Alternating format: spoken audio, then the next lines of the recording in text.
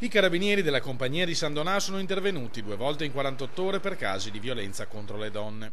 Per un albanese residente a Meolo, il GIP di Venezia ha disposto gli arresti domiciliari con l'applicazione del braccialetto elettronico a causa delle continue persecuzioni all'ex moglie e al figlio appena maggiorenne.